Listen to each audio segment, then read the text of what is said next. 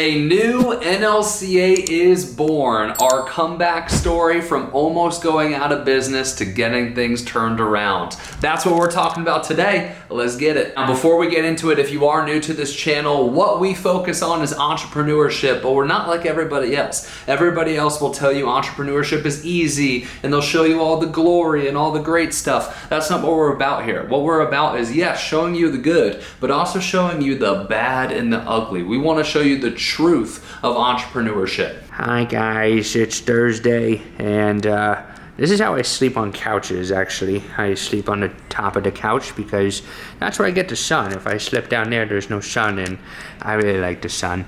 I have photosynthesis. I wanted to do a Buff Bunny review because honestly, if there are any ladies watching this, I think you need to wear Buff Bunny. It does great things for the butt. And then turn around, she was wearing another one that was doing amazing things to the cleavage. You just look great in this. You look jacked too. Thanks, baby. Buff Bunny for the win. All right, let's get into the meat of it. So I want to refresh you guys on everything that NLCA went through. And first and foremost, if you've heard the story before, you can go ahead and skip ahead to all the learning lessons and where we're at now and all the positive stuff. But I also want to say, if you've watched me all the way through, at the beginning of the year, I said, I want to show you guys the realness of entrepreneurship. I want to show you the good, I want to show you the bad, and I want to show you the ugly. And it was kind of perfect timing because right at the beginning of the year, things were going well in the beginning of the year, and then almost within the first 30 days of the year, just a huge shitstorm happened. That shitstorm lasted for about 6 months. It's probably the hardest 6 months of my entrepreneurial career. And I'm also a person of faith, and I feel like nothing is by accident. And honestly, me starting YouTube and me going through the hardest time, but also saying that I want to document the realness, I feel like it was a test from God to say yeah, do you really want to document the realness? Let me throw you through a bunch of shit and let's see if you document it. And guess what? I documented all of it.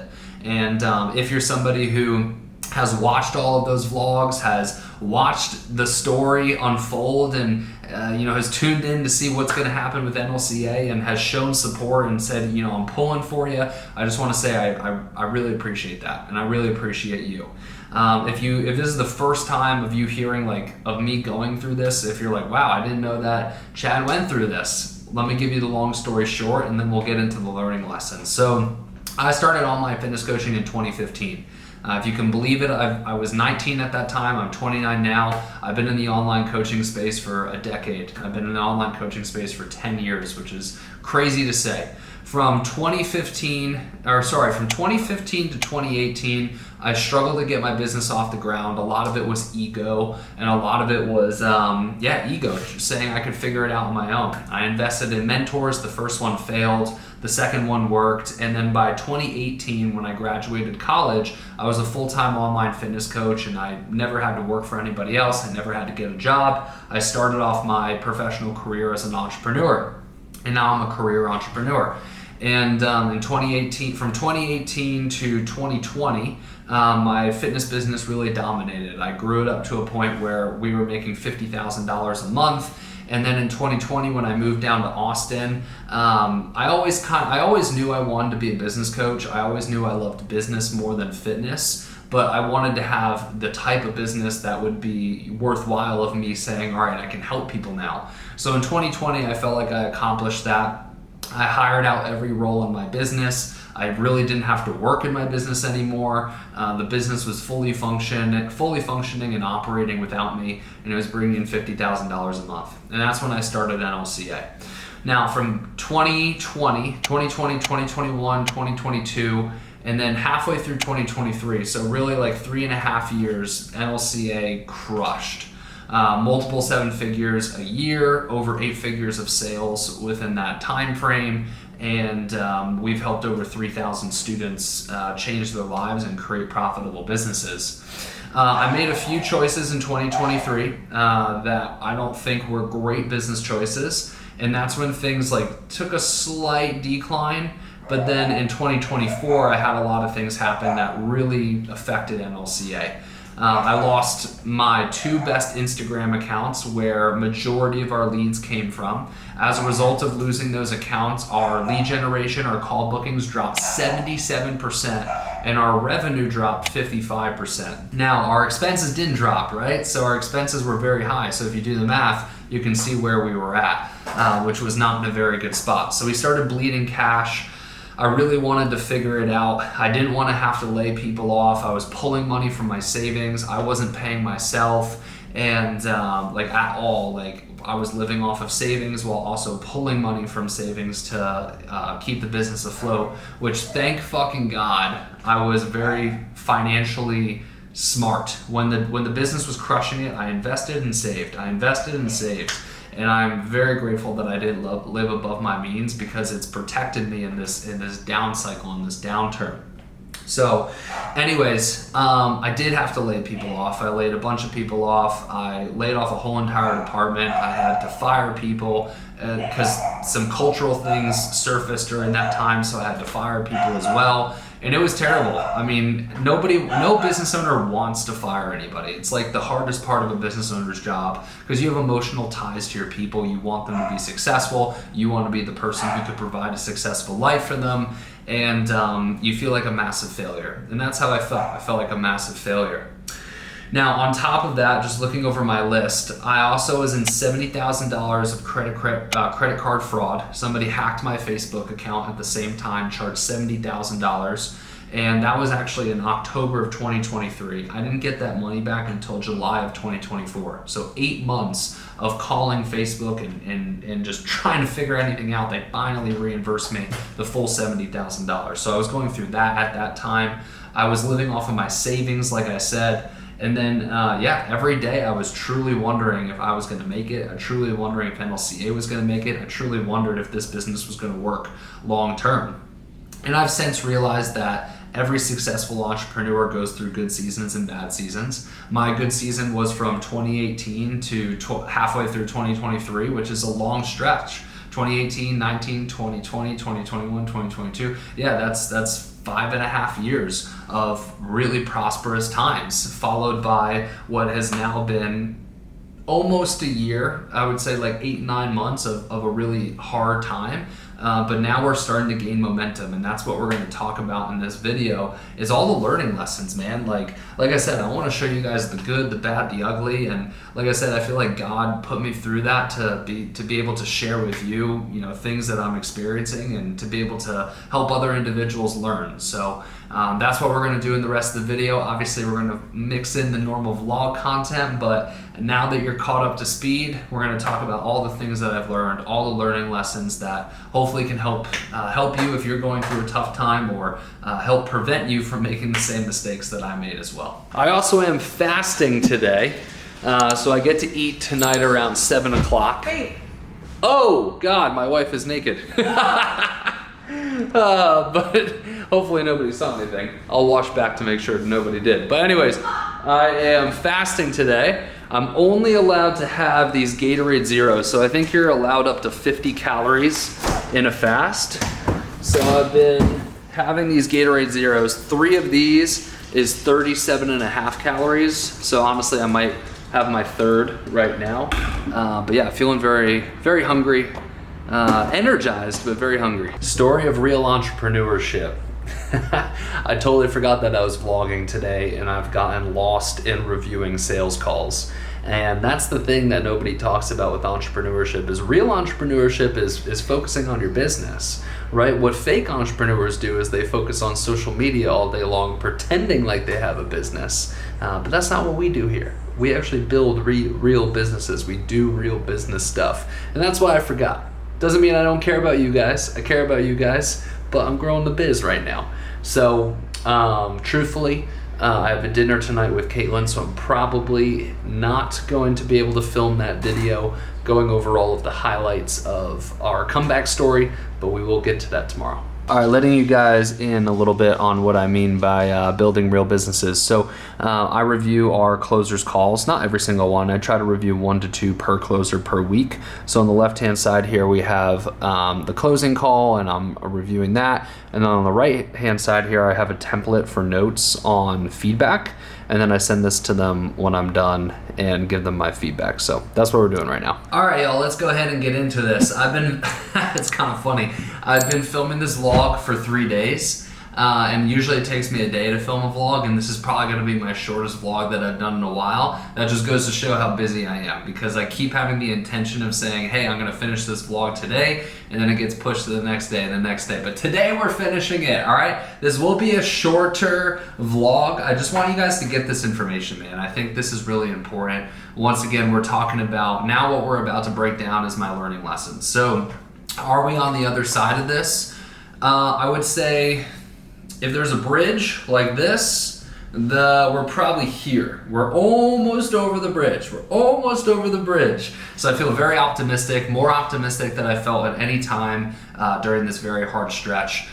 So yeah, I want to go ahead and give you my learning lessons. If I look off to the left-hand side, I took notes to make sure I don't miss a single detail, baby. All right, let's go ahead and get into it. So my first one, I raised my personal standards. The CEO is always the glass ceiling for the company. I recommitted to personal development, and I committed to God. All right, so these are the things, now that we're starting to turn a corner, I'm reflecting on what are the things that actually helped us get back to this place. All right, so first and foremost, I raised my personal standards. I literally have a post-it note next to my desk that says, keep your standards high. What I realized is my standards started to dwindle. I had really high standards when we were crushing it, and then once we started crushing it, my standards for things started to dwindle. I would let little things slide, little attention to details slide, like quality of work, I let that slide a little bit, and when that continues to slide, little things become big things, right? So I immediately said, fuck it, Chad, you gotta raise your fucking standards, bro. So I raised my standards for my team, and I also raised my standards for myself. I recommitted to personal development. What does that look like? 5 out of the 7 days a week, I gotta hit this list. All right, so I'm working out, tracking my macros, 10 minutes of meditation and visualization, going for a walk and listening to a podcast, praying, reading the Bible. What else is on my list? Writing my goals down. I'm probably missing something, but I have a list for personal development that I have to hit 5 out of the 7 days a week. I've recommitted to that. All right, now in addition to that, I committed to God. All right, and I think this is a really important step. One of my staff members got me into this in the beginning of the year, and I really do think that part of the reason why I've gone through this challenging time is to get committed to God. And I am committed to God now, and I will be committed to God moving forward. All right, so that's the first thing. Now, number 2, all right, what is the second thing that has helped us turn this corner? We focused on only bringing in quality clients and narrowed down our ideal client. Plus, plus I wanted to share my client results as a result of making this change. All right, so the second thing that we did as a company is we said, hey, let's get crystal clear on our ideal client again. We went back to the basics. What I've noticed in the business coaching space is business coaches help anybody and everybody who wants to start a business. There's nobody that is specific and narrow. So that's why this year we launched the Corporate to Coach program to help unfulfilled corporate professionals start and scale full-time online fitness coaching businesses that they can be passionate about and actually create their dream life. So now we are very strict and very stingent on only letting certain people into our program, where previously we would let anybody and everybody get into our program, which lowered client satisfaction, client retention, client ascension, lowered client results, and made a whole fucking mess of shit. All right, but when you bring in a really quality client that matches your ideal client, the person that you know is going to get results, it increases and reverses all of that. All right, so we've been very, very strict on this standard. Our sales team has done a really great job of only signing people that match our ideal client, and this is the result of that. Now, I'm gonna read you our client stats. All right, now our average client signs their first fitness client 1.2 weeks in the program. They go from having $180 a month in their business, so basically starting with $0 in their business, to after just 3 months in our program making $6,000 a month.